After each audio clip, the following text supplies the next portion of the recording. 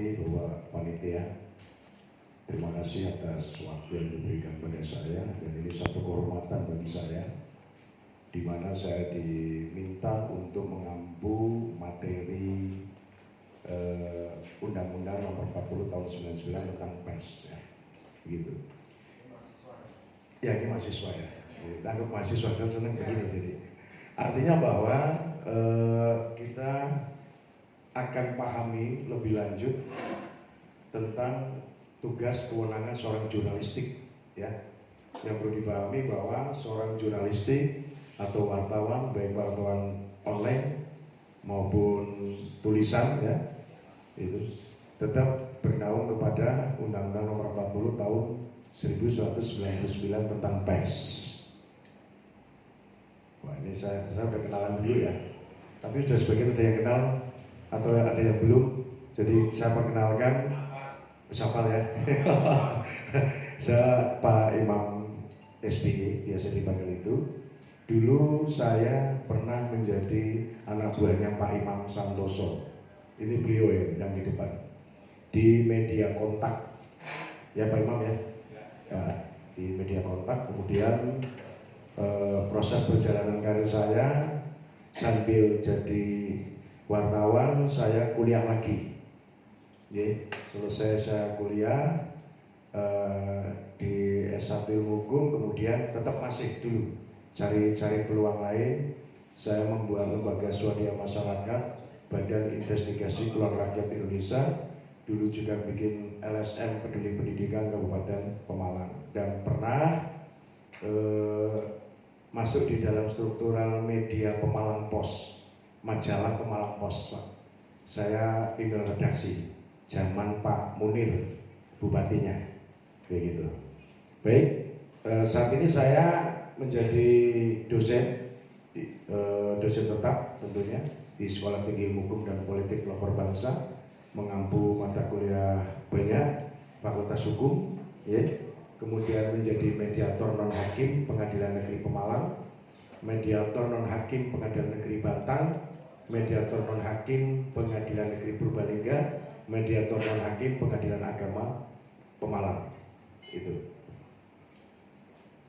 Oke. Kita tidak usah yel-yel. Saya hanya akan meminta kepada teman-teman jurnalistik yang bisa menjawab ini. Apa pengertian pers? Saya kasih door prize katanya Pak Ibu, agar bisa menjawab. Oke Bu. Pengertian pers. Pengertian pers itu persurat kabaran pada waktu itu. Lanjut yang lain, yang tepat. Pers merupakan pengantar berita. Oke, lanjut yang lain. Pers merupakan kegiatan dalam rangka tulis-menulis berita dan juga menyampaikan informasi. Ada yang lain? Mengantar orang sosial, mengantar warta. Oke. Pers itu adalah memberitahukan situasi dan kondisi yang ada di masyarakat untuk masyarakat. Oh gitu ya, dari rakyat untuk rakyat katanya, itu slogan TNI. Tadi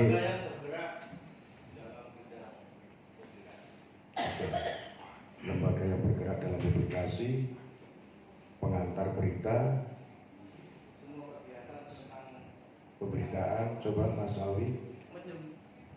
Ini saya mendapatkan pengertian pers itu dalam pasal 1 ayat 1 Undang-Undang 40 tahun 99. Pers adalah lembaga sosial dan wahana komunikasi massa yang melaksanakan kegiatan jurnalistik, meliputi, mencari, memperoleh, memiliki, menyimpan, mengulas, dan menyampaikan informasi publik.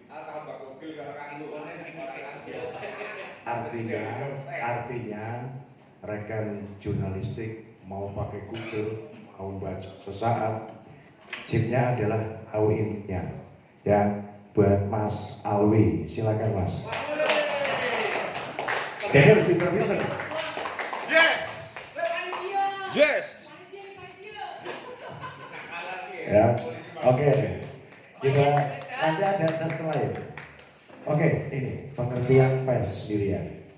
Pengertian pers adalah lembaga sosial dan tahanan komunikasi massa yang melaksanakan kegiatan jurnalistik meliputi mencari, memperoleh, memiliki, menyimpan, mengolah, menyampaikan informasi baik dalam bentuk tulisan, suara, dan gambar, serta data grafik maupun dalam bentuk lainnya dengan menggunakan media cetak, media elektronik, dan segala jenis saluran yang tersedia. Ya, inti dari pers itu seperti itu.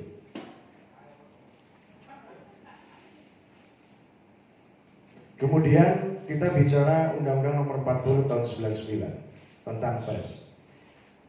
Jadi rekan-rekan jurnalis ini bekerja dilandasi hukum ya, Nomor 40 Tahun 99 ini tentang pers. Undang-undang ini bertujuan untuk menjamin kemerdekaan pers, mengatur hak dan kewajiban wartawan, serta mengidentifikasi peran pers dalam tatanan demokrasi di Indonesia.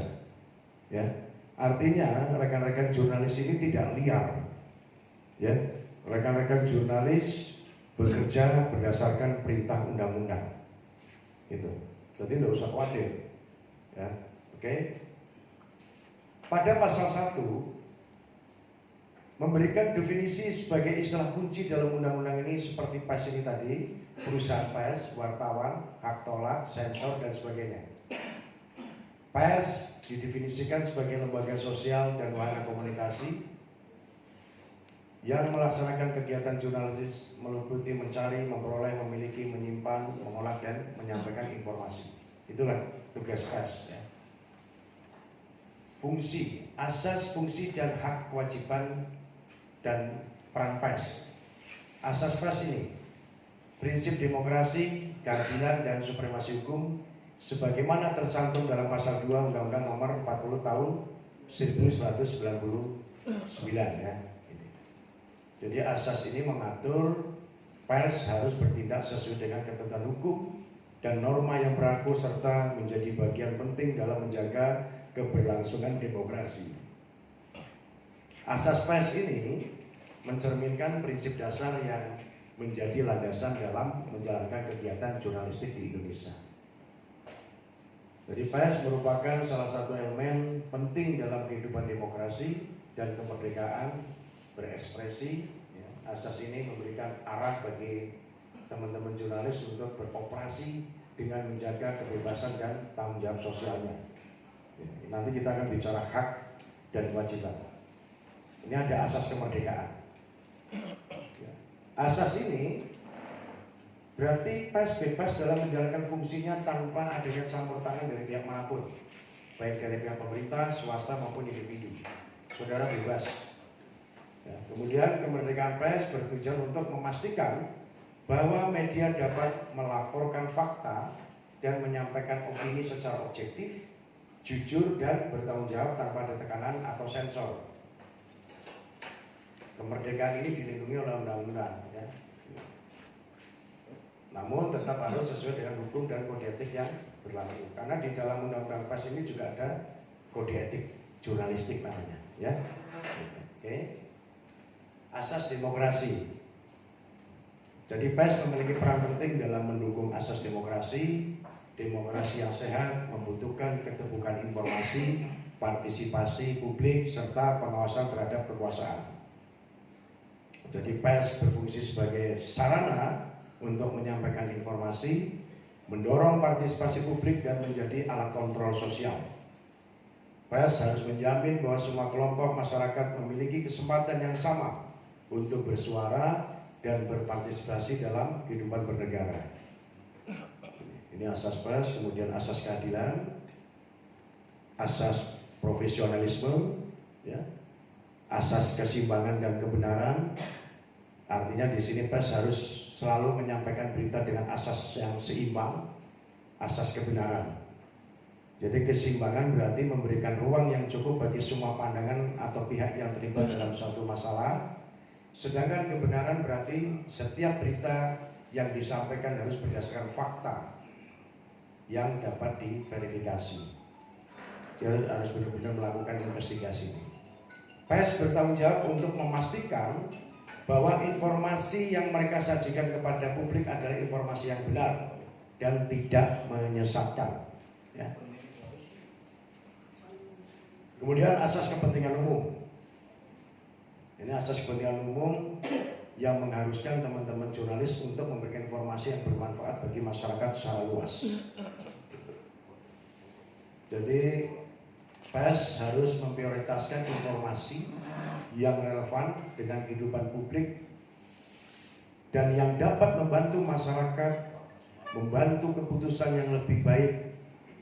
Ya, hal ini juga berarti bahwa pers tidak boleh digunakan untuk kepentingan pribadi kelompok tertentu yang merugikan kepentingan masyarakat. Ini tidak boleh. Nah, kesimpulannya ya, jadi di dalam Undang-Undang Pers Nomor 40 Tahun 1999 menekankan pentingnya kemerdekaan, demokrasi, keadilan, profesionalisme, keseimbangan, kebenaran, dan kepentingan umum dalam praktek jurnalistik. Dengan memenuhi asas-asas ini, pers diharapkan dapat berkontribusi dalam mewujudkan kehidupan yang demokrasi dan adil di Indonesia tentunya. Apa sih fungsi pers sendiri? Ini fungsinya. Fungsi informasi, fungsi pendidikan, fungsi hiburan. Ini diatur dalam pasal 3 Undang-Undang Nomor 40 Tahun 1999. Inilah fungsi pers. Fungsi informasi, menyediakan informasi yang akurat, benar, dan dapat dipercaya bagi masyarakat. Jadi pers menjadi sumber informasi bagi publik tentang berbagai peristiwa dan kejadian. Ini fungsi informasi. Kemudian fungsi pendidikan, meningkatkan pengetahuan masyarakat melalui informasi yang edukatif. Pers berperan memberikan wawasan, membentuk pemahaman yang benar dalam berbagai bidang seperti politik, ekonomi, dan budaya. Kemudian fungsi selanjutnya adalah hiburan. Pers juga menyediakan konten yang bersifat hiburan seperti berita ringan, berita common interest, hiburan, dan lain-lain ya. Tetap memperhatikan norma dan nilai yang berlaku, tentunya begitu. Fungsi kontrol sosial. Terus ada fungsi ekonomi. Nah, sekarang kita bicara tentang hak pers ini. Pada pasal 4 di Undang-Undang Nomor 40 Tahun 1999, hak-hak yang dimiliki oleh pers, yaitu kemerdekaan pers itu dijamin oleh negara, ya kan? Kemudian hak untuk mencari, memperoleh dan menyebarkan informasi. Terus ada hak tolak. Wartawan memiliki hak untuk tidak mengungkapkan identitas sumber berita yang meminta untuk dirahasiakan.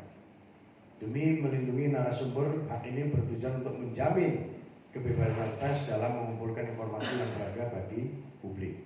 Jadi kita kan ketemu narasumber ya, Pak, tolong kasih direkod dong Pak, gitu. Jangan dipublikasikan narasumber. Nah, kita ada hak menolaknya di sini. Kemudian kewajiban. Pada pasal 5 mengatur kewajiban yang harus dipenuhi oleh pers. Yang pertama adalah menyajikan berita yang benar dan akurat. Ini kewajibannya. Yang kedua adalah melayani hak jawab. Ya. Jadi teman-teman jurnalis ini memberikan ruang kepada pihak yang merasa dirugikan oleh pemberitaan untuk memberikan tanggapan atau penjelasan yang dikenal sebagai hak jawab. Jadi tetap tidak karena bebas kemudian tidak teratur ya. Jadi pihak yang dipublikasi oleh teman-teman media punya hak untuk meminta ruang kepada panjenengan memberikan hak jawaban atau tanggapan atas tulisan yang saudara tulis gitu. Terus melayani hak koreksi. Pers juga harus melayani hak koreksi, yaitu hak pihak tertentu untuk meminta perbaikan atas kekeliruan atau ketidakakuratan informasi yang telah diterbitkan. Ini kewajiban pers tadi.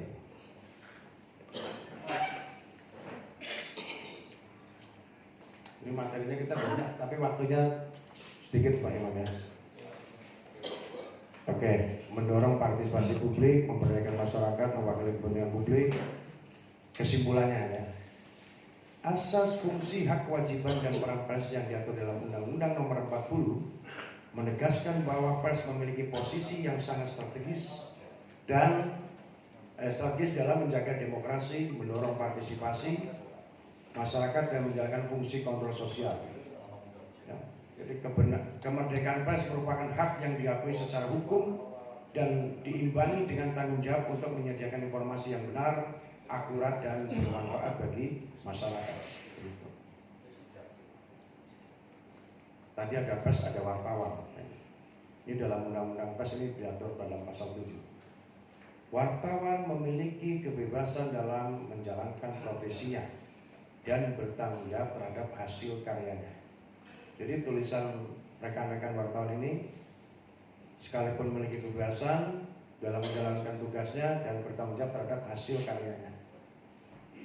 Wartawan harus memiliki dan menaati kode etik jurnalistik yang bertujuan menjaga integritas dan profesionalitasnya. Nanti kita akan bahas tentang kode etik jurnalistik. Ya. Ini wartawan adalah individu secara profesional bekerja untuk mencari. Wartawan memegang peran penting, berfungsi sebagai jembatan antara peristiwa dan publik, membantu memastikan bahwa masyarakat mendapatkan informasi yang akurat, berimbang dan tepat waktu. Tugas dan tanggung jawab wartawan. Wartawan memiliki berbagai tugas dan tanggung jawab. Tugas yang pertama mencari dan mengumpulkan informasi. Yang kedua mengolah informasi, Yang ketiga menyampaikan berita. Yang keempat mengedepankan kepentingan publik. Kemudian melakukan verifikasi informasi. Prinsip dan kode etik wartawan. Ya. Wartawan harus bekerja sesuai dengan kode etik jurnalistik yang telah ditetapkan. Di sini kebenaran dan akurasinya harus jelas. Wartawan harus mengutamakan kebenaran dan akurasi. Kemudian ketidakberpihakan, harus independen, menangani atau menerima hak jawab dan hak koreksi.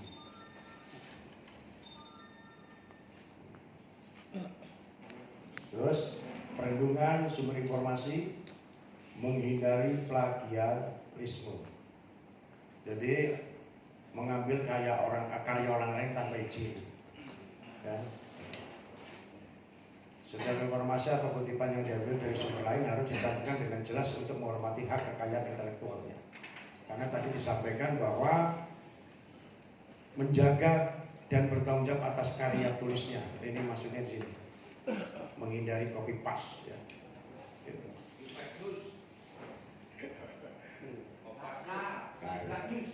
Cuma beda media ya. Oke. Ada yang ditanyakan ya. Oke. Hak wartawan ini. Hak untuk mengakses informasi. Ini hak wartawan. Ya. Kemudian hak tolak. Ada hak yang tidak mengungkapkan identitas sumber informasi. Kemudian kemerdekaan dalam menyampaikan berita. Negara menjamin kebebasan pers dan tidak boleh melakukan sensor atau pemberedelan terhadap wartawan yang menjalankan tugas sesuai dengan ketentuan hukum. Jadi ketika ada sebuah kegiatan peliputan, kemudian ada siapapun yang di sana menghalang-halangi tugas panjenengan sebagai pers, ini saudara nanti akan bisa bantah di Undang-Undang Pers nomor 40 tahun 99. Nah, tidak boleh. Dan tantangan dan resiko wartawan ini. Menjadi wartawan bukanlah pekerjaan yang tanpa risiko. Wartawan menghadapi berbagai tantangan dan risiko dalam menjalankan tugas. Antara lain adalah ancaman dan intimidasi. Ini, wartawan sering menghadapi ini dari pihak-pihak yang merasa terganggu atas pemberitaan wartawan. Tindakan ini dapat berupa ancaman fisik, tekanan psikologis, hingga upaya kriminalisasi untuk membungkam wartawan. Ini tantangan dan resiko. Ada keselamatan di lapangan dalam melakukan peliputan, terutama di daerah konflik. Keselamatan di lapangan menjadi perhatian utama karena mereka seringkali berada di lokasi yang rawan bahaya. Si Udin ya Pak ya. Kemudian tekanan ekonomi. Dalam beberapa kasus wartawan menghadapi tekanan ekonomi akibat tekanan dari pemilik modal atau pengiklan. Hal ini dapat mempengaruhi independensi wartawan dalam menjalankan tugasnya, terutama ketika ada konflik kepentingan antara pemberitaan dan kepentingan bisnis. 86 begitu ya katanya. Dari kompetensi wartawan tadi mungkin di sesi pertama disampaikan oleh pemateri pertama tentang bagaimana cara menulis ya. Ini ada hubungannya. Wartawan harus memiliki berbagai kompetensi agar dapat menjalankan tugas jurnalistiknya. Antara lain keterampilan menulis dan berkomunikasi. Kemudian kemampuan verifikasi informasi.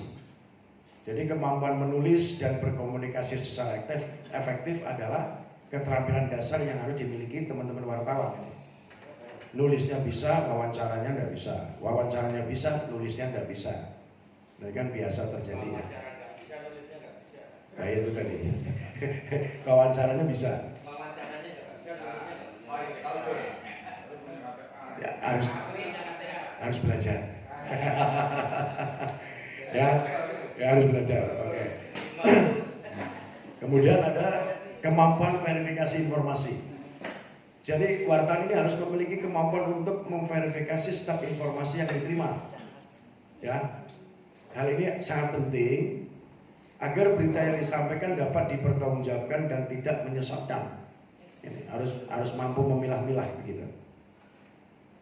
Terus pemahaman tentang kode etik jurnalistik.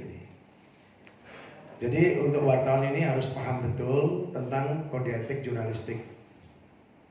Karena wartawan harus mampu membuat keputusan yang etis dalam situasi yang sulit. Ini.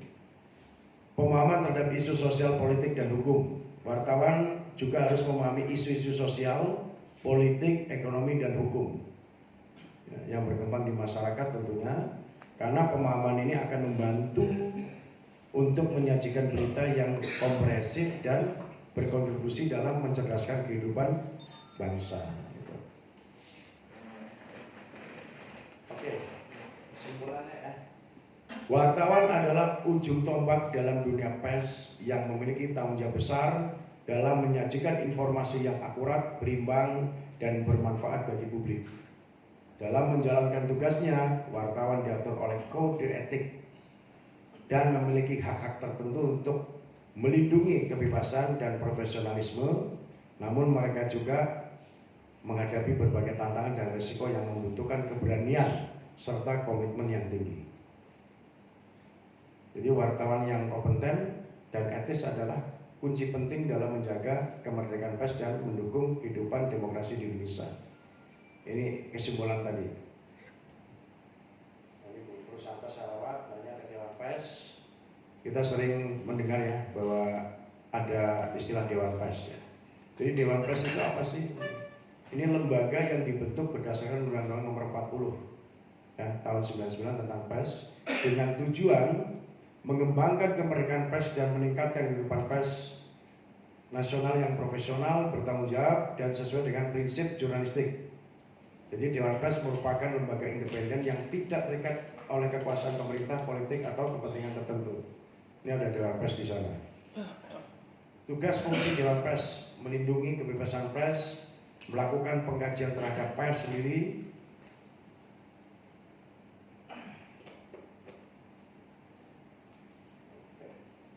nanti mau masuk.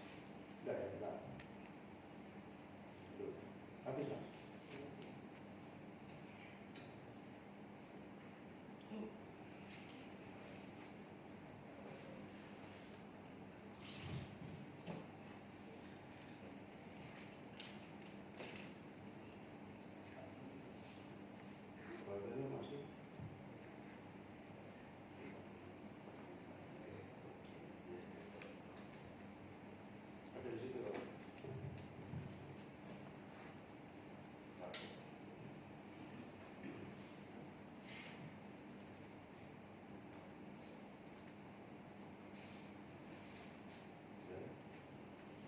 Pakai situ aja, bisa ya, bisa pakai ini ya, pakai situ bisa. Ya, udah.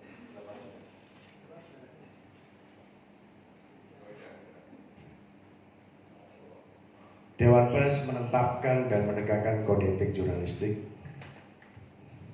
yang intinya bahwa menjaga agar pers bekerja sesuai dengan standar profesi, ya, standar profesional dan norma-norma yang lebih disepakati dalam kode etik, ya. Memberikan pertimbangan dan pengaduan masyarakat. Jadi Dewan Pers ini akan menetapkan kode etik jurnalistiknya dan melakukan pengawasan dalam pelaksanaannya. Itu Dewan Pers, ya. Ketika ada aduan masyarakat terhadap tulisan-tulisan kita ke Dewan Pers akan memberikan pertimbangan, gitu. Mengembangkan organisasi pers, mendata perusahaan pers, peran Dewan Pers dalam menyelesaikan sengketa.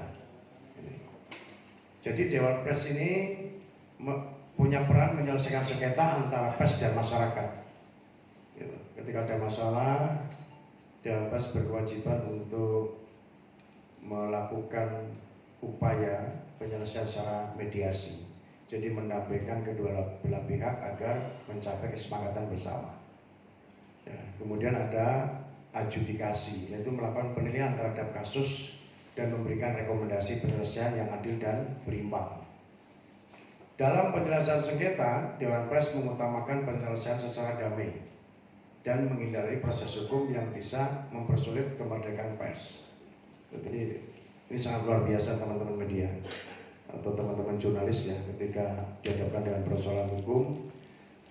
Standar dari Dewan Pers sendiri sudah menyampaikan bahwa mengedepankan proses penyelesaian sengketa secara musyawarah, gitu. Perlindungan terhadap wartawan. Dewan Pers juga bertanggung jawab untuk memberikan perlindungan kepada wartawan yang menghadapi masalah hukum karena tugas jurnalistiknya, gitu. Jadi bukan berarti sudah megang KTA kemudian ada masalah pribadi di luar tugasnya itu minta dilindungi oleh Dewan Pers, bukan begitu, ya. Menjalankan tugas fungsinya sebagai seorang jurnalis, kemudian terjadi intimidasi, kemudian terjadi penolakan dan lain sebagainya, ya, yang merugikan kegiatan jurnalis, maka di sini ada upaya yang harus dilakukan oleh Dewan Pers. Kemudian ada penyusunan standar profesi dan sertifikasi. Ini. Standar profesi wartawan serta melakukan sertifikasi terhadap wartawan. Agar menjaga kualitas jurnalistik, Dewan Pers turut berperan dengan menyusun standar profesi wartawan. Jadi kegiatan teman-teman hari ini tetap ada hubungannya dengan ini nih, standar profesi wartawan, melakukan pelatihan juga terhadap wartawan agar bisa menjaga kualitas jurnalistiknya, gitu. Anggota Dewan Pers, saya lewati peran serta masyarakat. Jangan salah, ya, teman-teman media, bahwa masyarakat pun berperan serta, ya, mengembangkan kemerdekaan pers dengan memberikan kritik. Jadi kalau dikritik sama masyarakat jangan jengkel, dan berikan saran jangan jengkel. Karena masyarakat ini juga punya hak untuk ini, memberikan kritik, saran, dan pengawasan. Masyarakat juga punya hak untuk hak jawab dan hak koreksi, ya. Penyampaian pengaduan, masyarakat berperan aktif dalam mengadukan pemberitaan pers yang dianggap melanggar norma etika hukum kepada Dewan Pers atau otoritas terkait, ya. Terus meningkatkan literasi media. Ini peran serta masyarakat. Partisipasi dalam mendorong kemerdekaan pers, menjadi sumber informasi yang kredibel. Jadi masyarakat dapat menjadi sumber informasi bagi teman-teman pers dengan memberikan informasi yang kredibel dan relevan. Yaitu yang disebut adalah narasumber tadi, ini masyarakat. Oke, kita ambil kesimpulannya saja. Peran serta masyarakat dalam Undang-Undang Nomor 40 tentang pers bertujuan untuk memastikan agar pers menjalankan fungsi dan tugasnya dengan benar, akurat, dan bertanggung jawab. Jadi masyarakat tidak hanya sebagai penerima informasi, tetapi juga sebagai mitra pers yang aktif dalam menjaga kualitas informasi yang beredar, serta mendukung kemerdekaan pers melalui kritik, saran, pengawasan, dan hak jawab. Ini masyarakat membantu menjaga integritas dan kredibilitas pers sebagai pilar penting di demokrasi. Gitu. Nah, ini ada ketentuan pidana ini. Ya. Pada pasal 18 mengatur ketentuan pidana terkait pelanggaran terhadap ketentuan dalam Undang-Undang Pers ini, diantaranya setiap orang yang secara melawan hukum melakukan tindakan yang berakibat menghambat atau menghalangi pelaksanaan kemerdekaan pers dapat dipidana dengan pidana penjara atau denda. Jadi kalau ada kegiatan kejurnalistikan, kemudian teman-teman ada tindakan ini yang dilakukan oleh siapapun yang terkait tentang tugas panjenengan, ya, menghalang-halangi, ini dalam pasal 18 ayat 1 disebutkan setiap orang yang secara melawan hukum melakukan tindakan yang berakibat menghambat dan menghalangi pelaksanaan kemerdekaan pers yang diatur dalam undang-undang ini dapat dipidana dengan pidana penjara paling lama 2 tahun, denda yang paling banyak 500 juta rupiah. Ini. Dari ayat 2-nya, perusahaan pers yang melanggar kewajiban menyampaikan hak jawab sesuai dengan ketentuan undang-undang ini menimbulkan kerugian dari pihak tertentu dikenakan denda paling banyak 500 juta rupiah. Ini ketentuan pidananya. Kemudian ayat 3, perusahaan pers yang melanggar ketentuan mengenai penyebarluasan iklan yang dilarang sesuai dengan undang-undang ini dikenakan denda paling banyak 100 juta rupiah. Gitu. Ini yang sering terjadi di ini nih biasanya, menghalang-halangi biasa gitu. Ya, masa dihalang-halangi. Belum diselesaikan itu. Iya, sekarang kita menjumpai seperti itu. Teman-teman mau berita saja kok susah banget, malah terkesannya kita dihalang-halangi, jangan cari di sini, sana saja gitu ya. Betul, Pak. Ismun apa Pak?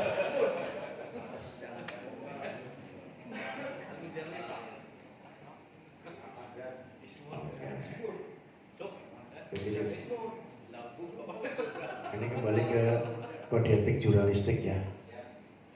Jadi kode etik menjadi landasan moral dan profesional yang harus ditaati oleh setiap wartawan. Wartawan diharuskan melakukan verifikasi informasi yang diperolehnya, memberikan informasi secara akurat, berimbang dan tidak memihak. Jadi di kode etik jurnalistik ini adalah pedoman moral dan profesional yang harus dipatuhi oleh wartawan dalam melaksanakan tugas jurnalistiknya.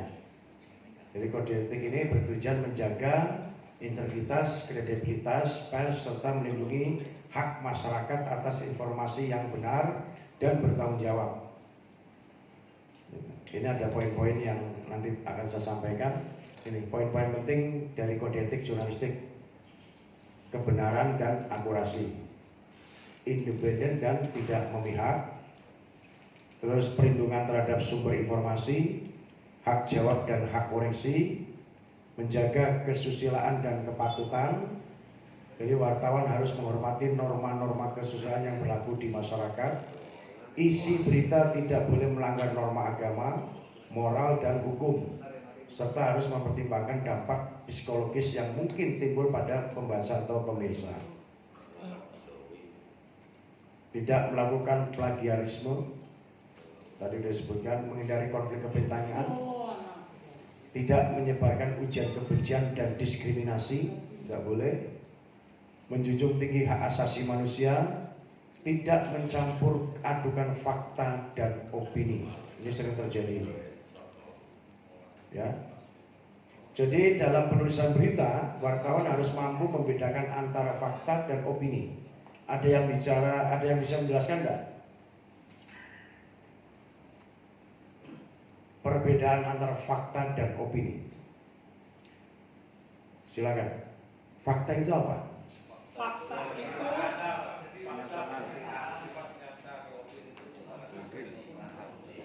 Fakta. Oke. Kalau opini berasumsi.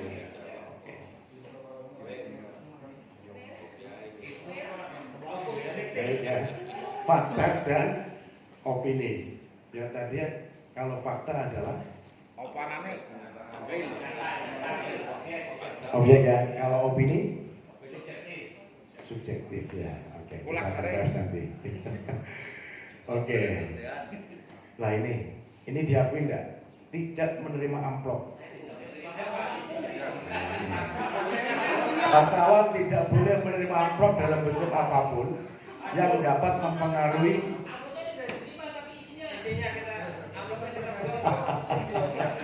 ya kan?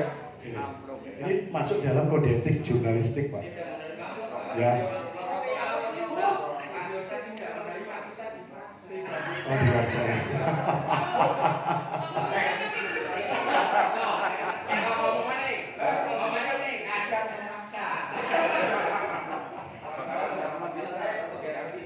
Artinya begini, artinya bahwa untuk teman-teman media ya, tidak menerima amplop, ya kan?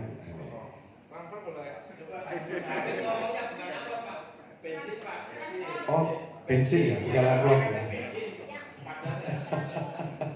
Baik, jadi yang tidak boleh menerima amplop intinya karena ini kita materinya adalah tentang kode etik jurnalistik ya. Berarti secara umum di dalam kode etik jurnalistik tertera ini, poin nomor 11. Tidak menerima amplop. Wartawan tidak boleh menerima imbalan dalam bentuk apapun yang dapat mempengaruhi independensi pemberitaan. Praktek ini dikenal sebagai amplopisme, dianggap merusak integritas profesi jurnalistik. Artinya, nah ini kalau dikembangkan artinya harus seperti apa ketika saudara menerima amplop? Rekening dong. Kalau tadi saya memberikan kuis ya, amplop ya kuis tadi. Gitu ya. Oke. Yang terjadi memang di lapangan kita sekadang sama-sama tahu Pak ya. Kita meliput Jakarta. Mulai menerima ya. Oh gitu ya, malah meminta ya untuk dikoordinir gitu ya. Oh gitu ya. Mencegah terjadinya revictimasi. Wartawan harus memperhatikan dampak pemberitaan terhadap korban, terutama korban kekerasan atau kriminal. Pemberitaan ini tidak boleh mengakibatkan korban mengalami penderitaan lebih lanjut atau merugikan pihak korban dan keluarganya. Nah, contohnya berita-berita ini mungkin kepada pemberitaan asusila. Ya, ini jangan berlebihan nanti. Ya, terus memberikan informasi yang berimbang. Tujuan kode etik jurnalistik ini tujuannya. Ya. Pers diharapkan dapat berfungsi sebagai alat kontrol sosial yang efektif dan mendukung terciptanya pemerintahan yang transparan serta masyarakat yang melek informasi. Tujuannya ini kode etik jurnalistik. Menjaga integritas wartawan, menghindari penyalahgunaan profesi, ya, melindungi hak publik untuk mendapatkan informasi yang akurat dan dapat dipercaya, meningkatkan profesionalisme pers nasional dan menjaga kepercayaan masyarakat terhadap pers. Ini yang di poin ini, menjaga integritas wartawan dan menghindari penyalahgunaan profesi. Ini bahaya ini, teman-teman. Ya, jangan sampai kita melakukan hal yang ini, menyalahgunakan profesi. Boleh mencari berita, gitu. Tapi jangan kemudian menakut-nakuti narasumber. Ini bahaya ini. Ini bahaya. Tidak boleh. Ini ada nakut-nakuti ya. Artinya begini. Artinya tidak menakut-nakuti ya. Artinya begini. Menyalahgunakan dalam konteks profesi ini kaitan dengan masalah kegiatan jurnalistiknya. Kalau memang ditemui dan dijumpai di sana memang terjadi, bicaranya bukan opini tapi fakta. Tugas Panjina adalah menulis, menyampaikan informasi begitu. Ya. Terkadang kita akui bersama bahwa ketika ada narasumber yang hubungan hukum atau kepentingan tulisan, mereka lebih meminta kepada teman-teman media, tolong jangan ditulis ya Pak. Orang di koran. Kalau online, nah itu tadi ya, jangan ditulis gantinya duit begitu ya. Oke. Nah itu nanti saya akan bahas nanti poin 30 ya. Ini cerita dulu, cerita lama itu. Mas Ojo menceritakan yang lama ya. Gitu.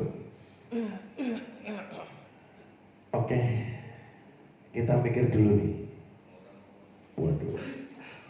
Untuk para jurnalis Indonesia, semangat terus. Untuk wartawan, para pejuang kebenaran dan suara rakyat, setiap kata yang kalian tulis, setiap fakta yang kalian ungkap adalah cahaya yang menerangi jalan menuju keadilan. Setuju.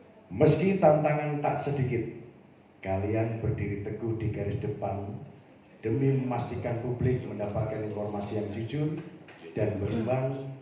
Teruslah menjadi garda terdepan bagi kebebasan berekspresi dan kebenaran. Wartawan adalah pilar demokrasi yang tak tergantikan.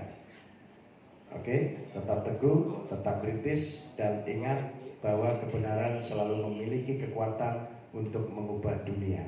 Tetap semangat. Oke, terima kasih. Waktunya masih banyak? Banyak? Oke, kita diskusi. Ojo dengan malu. Saya pulang juga nanti. Oke. Oh boleh, silakan bertanya. Nama saya Jumanto, Pak, dari Agresif. Satu hal yang saya mau tanyakan ini, saya tidak berdasarkan teman-teman, saya sendiri saja lah, saya tuh sering kali menulis berita. Ini terutama narasi yang berkaitan dengan sedikit kasus begitu. Terus nanti kita bicara undang-undang, pasal dan sanksi hukumnya di bawah, tanpa kita menempatkan narasumber yang kompeten di bidang hukum, itu boleh nggak? Secara sudut pandang hukumnya boleh nggak?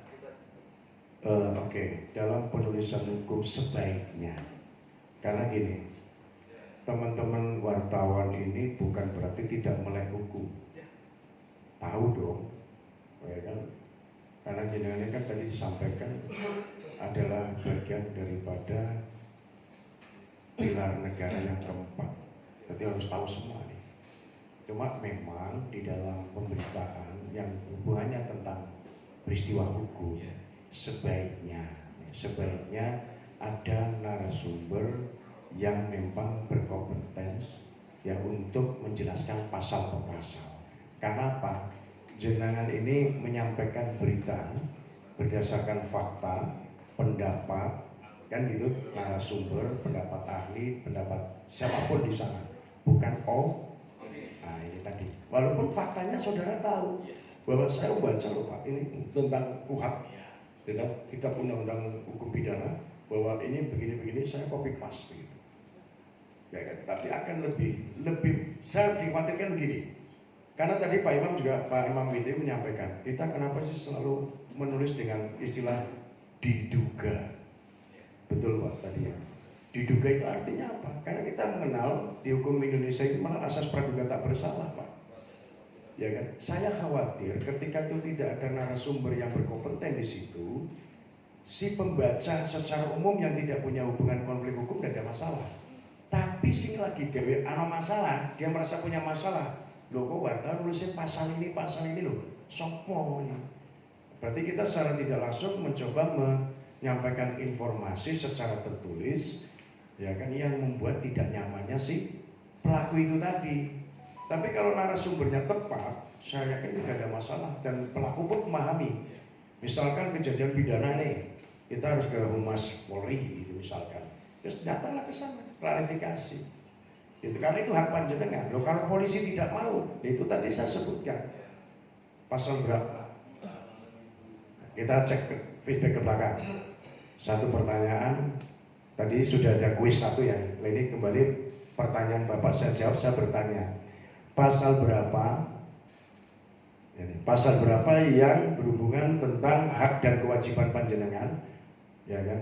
Terkait tentang barang siapa yang menghalang-halangi kegiatan jurnalistik akan dipidana dengan pidana penjara sekian dan denda sekian. Siapa yang bisa menjawab? Silakan. Pasal 18. Pasal 18. Bunyinya apa Mas?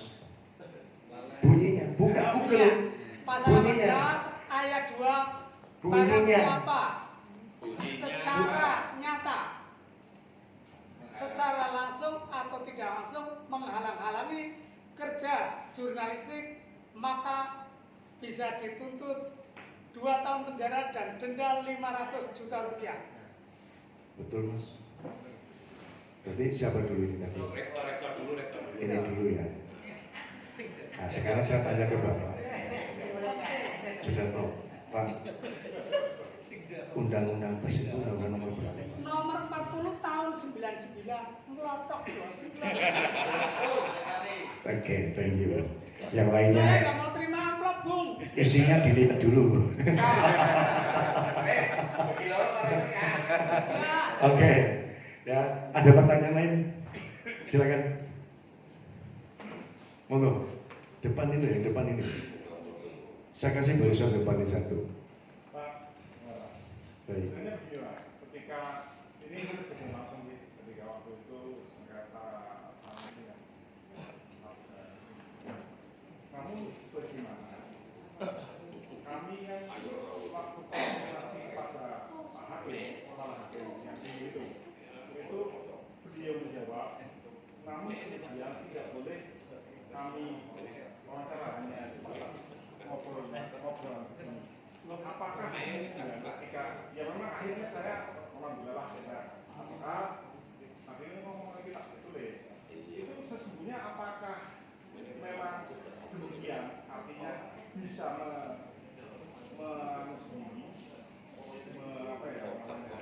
menulis dari tanpa kami Ini menulis berita di ruang persidangan maksudnya, atau hasil peristiwa sidang. peristiwa dari lapangan kemudian di sidang itu kemudian kami konfirmasi ketemu kepala waktu sama Mbak Ibu. Namun kami wawancara mau, namun kami beri ruang untuk bertanya dan seperti ngobrol Pak. Nah ini bagaimana dan sebagainya.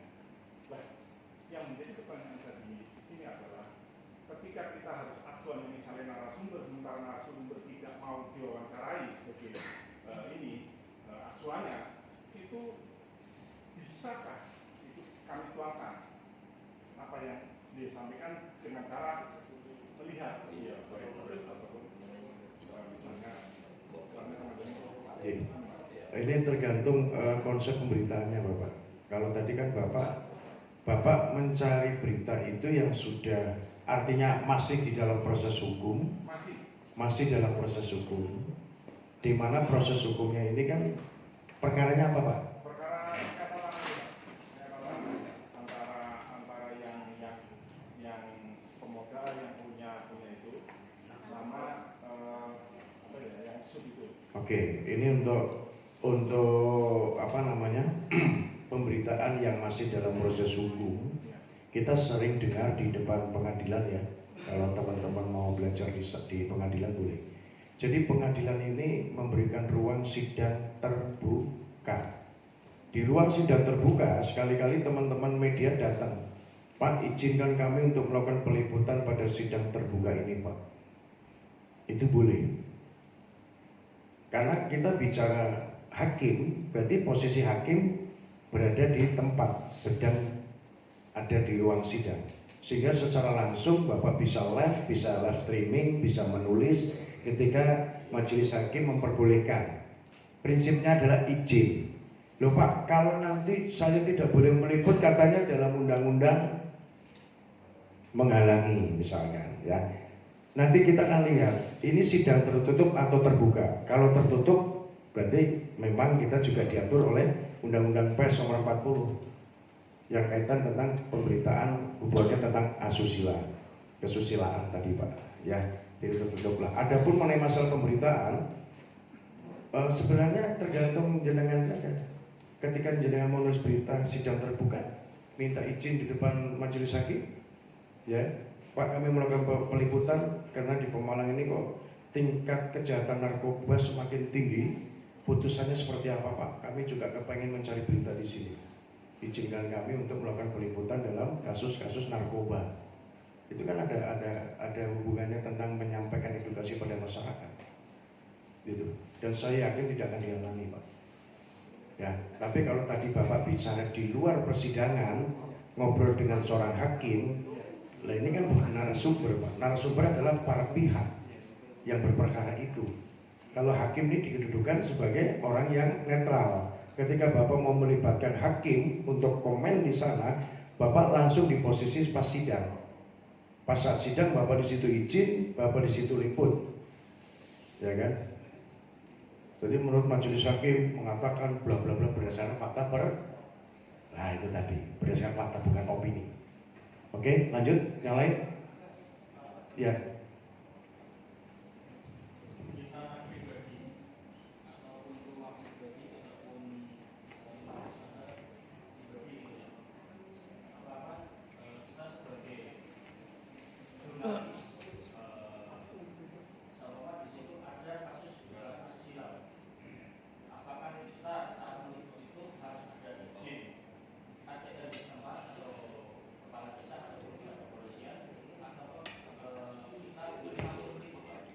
Oke.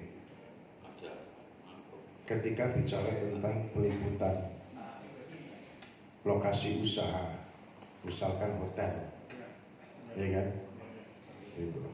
Apakah kita boleh meliput, Pak? Gitu. Nah, kita punya kode etik. Etikanya bagaimana dan kewajibannya? Hak kita memperoleh berita, kewajibannya kita harus balance dalam pemberitaan. Artinya, ketika di situ kita bicara etika, paling tidak kula nuwun dulu, izin dulu, nggak apa-apa, ya izin dulu. Ketika memang tidak diperbolehkan itu sudah beda cerita, undang-undang lah bicara, gitu. Tapi kalau tujuannya yang golek salah wong, yo kebangetan, nggak boleh, Pak. Ini bicara etika. Kadang pemberitaan yang ketika saudara masuk ke hotel, ini hotel ini kok riskan banget ya soalnya. Ada informasi dari masyarakat, ini hotel ini digunakan untuk kegiatan mesum dan lain sebagainya, ya kan? Jenengan ada narasumbernya, ya sampaikan sebagai apa konteks jurnalis saudara menjalankan tugas. Narasumbernya siapa? Masyarakatnya. Nah, setelah ada narasumber, terus Bapak berusaha untuk menghubungi pihak pemilik usaha, mengklarifikasi benar atau tidak, ya kan? Ini kan strategi saudara. Ya kan? Biasanya narasumber mau ditemui susah kalau bicara konteks berita tersebut, ya. Tapi intinya izin itu bukan berarti terjadi penghalang-halangan, bukan. Kita bicara etika komunikasi, ya. Artinya izin atau mengkonfirmasi terhadap informasi yang jenengan dapat dari narasumber tadi untuk mendapat balancing pemberitaan. Boleh dilakukan. Berarti tanpa izin, Pak. Saya kembalikan lagi. Jenengan masuk dasar informasinya sudah ada atau belum? Atau hanya menduga-duga, ini jangan-jangan hotel ini loh buat tempat mesum. Apa bagaimana? Ya dugaan itu kan berarti Bapak punya sumber dong. Nah sumber itu kan tadi disampaikan bahwa dalam undang-undang haknya juga perlu dilindungi. Tolong dong. Kalau micet saya tidak kenal micet. Izin Pak, izin. Ya, dari tadi rekan-rekan saya amati tidak ada yang bertanya. Padahal ini pertanyaan ini sangat penting dan panjenengan pasti sering alami. Ayo kita bareng-bareng bertanya, minta kepada ahli hukum, pakar hukumnya, trik-trik, bocoran-bocoran Pak Imam SBY. Gimana caranya supaya kita tidak terjebak seperti teman-teman yang sudah pernah alami sampai masuk pondok pesantren. Misalnya mulai dari WA, tek, saya tunggu. Kan perjanjian ini satu sudah kurang kembali. Nah, sampai ketemu supaya jangan sampai kena OTT intinya gitu. Tinggal bocorannya tapi aja seru-seru. Ini sebenarnya bukan pekerjaan seorang jurnalis. Ya, cuma betul kodenya saya melanggar. Bukan. Triknya gimana caranya biar selamat orang kena OTT ini. Artinya ini bukan pekerjaan seorang jurnalis. Cuma rekan-rekan jurnalis sekadang digiring ke sana oleh pihak yang punya kepentingan, ya kan?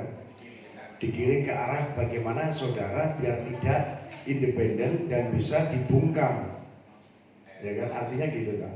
Triknya bagaimana sehingga tidak terjadi istilah adanya pemerasan, betul.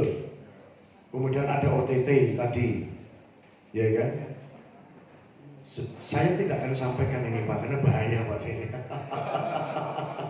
Ya, karena apa? Saudara itu sudah punya ilmunya sebenarnya. Ilmunya di mana? Undang-undang PES sudah cukup. Menghalang-halangi, karena enggak. Kalau saudara punya targetnya bahwa berita ini biar jadi duit gitu ya Pak. Tapi tidak kena perkara. Pak Imam Santoso selaku kabiro saya dulu Pak, dia selalu ngajari saya. Berarti beliau adalah orang yang sangat jenius di kabiro kontak. Ya, jenius. Betulan. Ya, beliau dari dulu yang nyantai Pak. Seorang ASN yang ngeyel sampai pensiun selamat, nah beliau merangkap sebagai jurnalis. Betul ya? Padahal dulu sudah diperingatkan, tapi tetap ngeyel. Tapi faktanya tetap sama. Nah, pertanyaannya dilanjutkan tadi, Pak Imam, bagaimana jenengan mempunyai tupoksi yang berbeda dan mendapatkan penghasilan di luar ASN? Kok jenengan orang dilarang? Kiat-kiatnya bagaimana? Ketika kita dapat berita, mungkin akan bisa mengakibatkan pundi-pundi lain. Caranya bagaimana? Dulu kalau saya masih jadi wartawan Pak, saya diajari oleh beliau Pak Imam Santoso menawarkan iklan Pak, biar tidak terjerat, ya kan? Yaudahlah Pak, iklan saja. Tolong kami dibantu iklannya, itu loh. Tapi kondisi iklan juga dipelajari loh. Ini iklan dalam situasi apa? Ya kan? Tidak ada hari kebesaran, tiba-tiba suruh bayar iklan, bingung ngomong apa? Ini juga jebakan juga Pak, kan? Gitu. Saya pernah hilangan itu di Banyumas Pak. Jadi pengusaha ini, ya kan, dimintai duit sama teman media untuk bayar iklan. Tapi ya orang umum Mas, ya kan? Iklan yang tertera di dalam proposalnya sekian, tapi mintanya sekian. Nah, terus saya sampaikan, iklan ini dalam rangka mengucapkan selamat atau seperti apa? Kita harus mengucapkan selamat ke siapa? Misalkan ucapan selamat atau ucapan apa ini lah? Coba. Yang akhirnya karena saya basicnya dulu wartawan juga saya mencoba untuk mengevaluasi. Oh iya. Nah, sehingga saya terkomunikasi tadi dengan salah satu teman media di Banyumas, saya menyampaikan kalau iso diselesaikan ke soal keluarganya Mas. Gitu. Saya juga dulu mantan pers juga gitu. Kalau kiat-kiat dulu saya berbeda mungkin dengan sekarang kondisinya ya. Kalau dulu saya menulis berita, ya, ada sumber berita yang A1 bahasanya ini. Saya apakah harus melakukan negosiasi? Saya tidak Pak. Diperhatikan di buku tamu. Saya sering melihat di buku tamu teman-teman media itu tulisannya silatu, benar enggak? Buku tamu ke dinas misalnya, dinas perhubungan silatu, dinas pendidikan silatu, kesehatan rumah sakit silatu. Tolong Pak, saudara ini profesi yang dilindungi oleh undang-undang. Jurnalis Pak, harus menyampaikan informasi yang tepat. Tulis saja. Tulis di buku tamunya,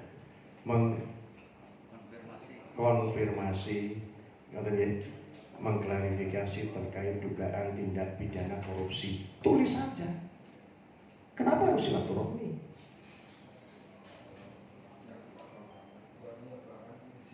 Itu tadi maksudnya dibiasakan kalau mau konfirmasi ke institusi yang jelas, jangan silaturahmi. Saya yakin ini teman-teman wartawan yang senior, Mas Abimanyu, saya tidak pernah melihat catatan beliau itu tulisannya silaturahmi, tidak pernah ada. Selalu menekankan berita, klarifikasi tentang mengenai masalah IPM misalnya, klarifikasi tentang mengenai masalah dugaan apa misalnya, selalu ada. Teman-teman media ini sebenarnya ilmunya lebih dari pengacara, serius. Jenengan bisa menghancurkan saya dalam hitungan 1 detik kok. Beneran. Nah, 1 detik loh. Makanya tadi kalau Mas Ojo mengatakan pena ini harganya 30 berapa? Betul Pak. Ini pengalaman yang saya lakukan dulu jadi wartawan Pak. Dan perlu diingat, saya kuliah news. Cinta pengalaman boleh ya Pak? Saya dari wartawan loh Pak. Kuliah itu dibiayai oleh siapa Pak? Pemda Pak. Sudah mati meninggal Pak. Pak Bambang Koyok ya saya, Pak Sri Harjanto bayari saya, Pak Maryoto bayari saya, itu Pak Makrus tuh, Pak Nurholis tahu, Pak Munir bayari saya. Jadi jangan berpikir begini, saya hari ini sudah datang ke desa-desa, besok desa sana, desa sana, desa itu. Almarhum Pak Musa mudah-mudahan tetap diterima arwahnya di sana ya. Saya selalu mengingatkan beliau. Ini orientasinya ke sana sana repot Pak. Jadi lebih pintar. Jenengan bisa seperti saya, bisa. Tadi siapa? Mas gimana? Dewan tadi. Pak siapa? Enggak, yang di sini pojok sendiri tadi. Pak Agus mana Pak Agus? Agus Sarbini. Oke. Itu artinya peluang untuk menjadi lawyer bagi teman-teman jurnalis peluangnya sangat besar kalau mau. Itu dan saya terbuka. Gitu. Kalau Mas Ojo tadi bilang dulu saya pernah dibantu Pak Imam. Pesennya cuma satu saja Mas Ojo. Mas, setelah jenengan jadi pengacara gantian. Saya tidak ngutangin jenengan, tapi uang ini gantian untuk yang lain. Terserah jenengan, setelah nanti jenengan sukses, ambil untuk jadi pengacara. Titipnya itu saja. Saya nggak butuh uang itu dikembalikan. Begitu. Dulu saya sambil kuliah, sambil bekerja terus. Gitu. Tidak ada yang tidak mungkin di dunia ini. Ya kan? Ya alhamdulillahnya dukungan dengan teman-teman dulu. Jakarta kelaparan. Ya, dengan teman-teman dulu alhamdulillah saya disupport luar biasa sama teman-teman. Itu tetap saya melanjutkan dari S1, S2, ya alhamdulillah S3 ini sudah di depan mata. Karena saya butuh untuk karir Pak, karir saya di dosen. Harapan saya ada persyaratan yang harus saya penuhi adalah gelar doktor S3. Untuk capaiannya adalah ke GB, guru besar. Habis guru besar kemudian profesor. Itu capaian saya ke sana. Kalau bicara dosen, kalau bicara lawyer cukup di S1 ilmu hukum aja cukup. Itu S1 ilmu hukum selesai PKPA, magang di kantor saya yang aturan undang-undang 2 tahun, dengan saya cukup 2 hari selesai. Gitu. Magang di saya jangan 2 tahun kelamaan, 2 hari saja. Pak itu bukannya melanggar undang-undang, Pak, undang-undang kan aturannya 2 tahun. Dan jenengan kenal saya kan sebelum kuliah. Jenengan kenal saya sebelum wisuda Pak. Artinya jenengan belajar loh, magang dengan saya, apa salah? Boleh. Ya kan? Saya dengan beliau dulu di mana Pak, investigasi ya? Investigasi pos 2012 misalkan, sampai dengan tahun ini kita sudah 10 tahun, saya katakan udah lulus magang 10 tahun dengan saya. Aturannya kan 2 tahun Pak. Tapi Bapak sudah 10 tahun kenal dengan saya. Boleh toh Pak, saya berikan surat keterangan magang? Boleh, pertanggungjawaban saya Mas. Gitu. Makanya saya tidak akan merasa tersaingi dengan teman-teman lawyer yang baru, ataupun tersaingi dengan munculan lawyer-lawyer muda untuk berkarya. Enggak. Gitu. Kita tetap ayo maju bareng-bareng. Gitu. Harapan saya memang begitu, teman-teman media yang ada potensi untuk belajar, ayo belajar. Kuliah lagi, tidak ada yang tidak mungkin di dunia ini. Gitu. Ya. Di fakultasnya Pak Advokat di sana, apakah juga bisa online Pak, misalnya? Ya, boleh. Sistem online boleh. Kalau bicara yang UT lebih murah, UT, Universitas Terbuka, itu lebih murah ya Pak? murah Berapa Pak per semester? 2.300.000. UT. Dan itu negeri. UT negeri. Ya. Dan UT Kalau di Semarang. saya swasta. Kalau di Sekolah Tinggi Ilmu Hukum dan Politik Pelopor Bangsa ini 99% itu anggota kepolisian dari Brimob. Rata-rata itu. Yang di kampusnya. Ya. Ya. Dan pemilik kampus ini juga orang Pemalang, Pak. Ini yang punya orang Pemalang.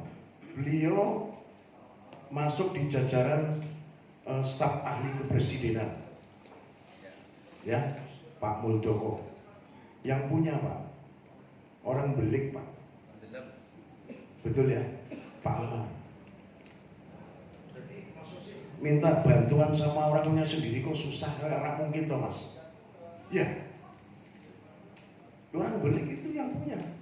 Jangan salah, jaringannya kuat beliau itu untuk level tingkat pusat. Artinya itu tadi komunikasi. Gitu. Makanya saya pun meminta tugas dengan kampusnya beliau untuk acara hari ini, ya kan, disposnya dapat izin. Saya tidak, walaupun saya sudah kenal, tetap secara aturan dari perguruan tinggi saya kan harus dapat izin. Dapat izin baru saya pemateri di sini. Begitu. Baik, secara undang-undang PES tadi, ya udah bisa dipahami atau mungkin ada pertanyaan lain? Saya Pak. Boleh. Assalamualaikum warahmatullahi wabarakatuh. Waalaikumsalam. Nama saya Nuralis dari media KPK Sikap. Terkait dengan perkumpulan ataupun kebersamaan media ataupun PES ini di Pemalang sendiri, saya rasakan belum begitu solid, Pak. Contohnya saya sendiri, Pak. Saya kemarin itu dapat permasalahan yang dihalukan. Saya lagi meliput dan dihalang-halangi oleh seseorang, sudah tak laporkan sampai sekarang belum sampai selesai. Nah, ini berarti dukungan dari wartawan sendiri, menurut saya itu belum matang, Pak. Nah, ini bagaimana solusinya, Pak? Ini di luar materi tidak apa-apa, Pak Panitia. Baik. Begini, kita mau kuat, yuk bareng. Gitu. Saya alami dari dulu juga sama ya Pak Imam Santoso ya. Untuk di Pemalang ini teman-teman masih kurang kekompakan teman-teman media nyuwun sewu. Justru cenderung ini aku loh, lah ini bahaya ini. Ya, baik ke institusi birokrasi, gitu. Sehingga jenengan harus belajar marwah panjenengan adalah seorang jurnalis. Siapapun rekan panjenengan adalah seorang jurnalis, disitulah ada diri darah jenengan di rekan jenengan. Sepanjang rekan panjenengan tidak bertentangan dengan aturan jurnalis, bertentangan dengan aturan jurnalis misalkan, ya kan? Gitu. Kalau penghalang-halangan, waktu itu saya juga pernah dengan Pak Nuralis, saya juga sudah menyiapkan waktu sebenarnya untuk panjenengan, untuk kami dampingi, ya kan? Dan Pak Imam tidak minta bayaran untuk teman-teman jurnalis, murah.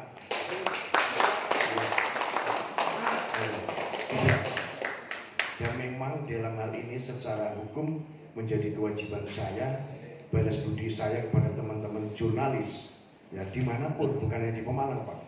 Di Jawa Barat juga saya diminta sebagai kuasa hukum yang teman-teman media di sana pun saya hadir dan saya tidak meminta imbalan jasa dan sebagainya, tidak. Gitu. Cuma saya berharap memang teman-teman kompak dong, ya kompak. Ketika ada satu yang terluka dan benar-benar beliau menjalankan tugasnya berdasarkan Undang-Undang Nomor 40 Tahun 99, kemudian di dalam undang-undang itu diatur tentang hak dan kewajiban.